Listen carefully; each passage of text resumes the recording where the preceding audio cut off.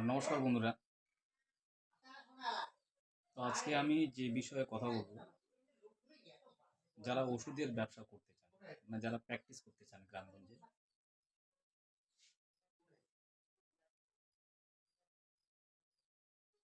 গ্রামগঞ্জে যারা প্র্যাকটিস করতে চান,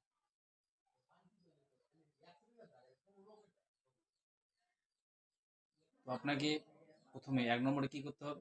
একটা ট্রেনিং নিতে হবে, একটা কোর্স করতে হবে। আরএমপি, যেমন আরএমপি আছে, আরএমপি একটা আছে কোর্স। একটা কোর্স করলে আপনারা ওখানে একটা প্র্যাকটিক্যাল শিখতে পারবেন, ইঞ্জেকশন দেওয়া, ব্যান্ডেজ করা, ওষুধের নিয়ম।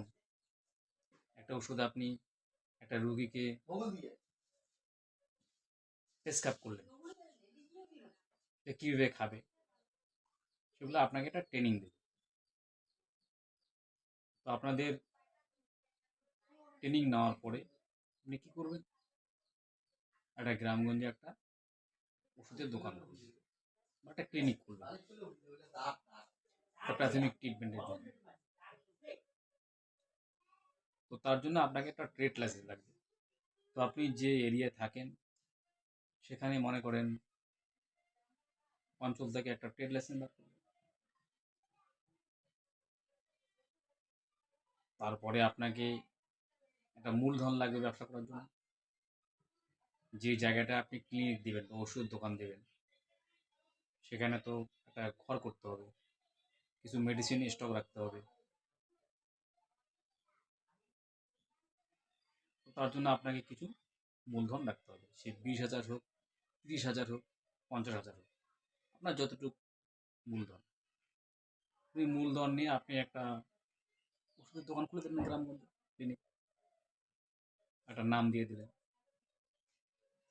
রাম ক্লিনিক বা যদু ক্লিনিক দিয়ে বসলেন।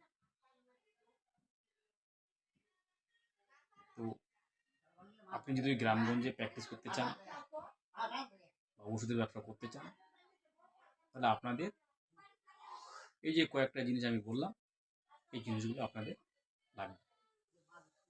কারণ আমাদের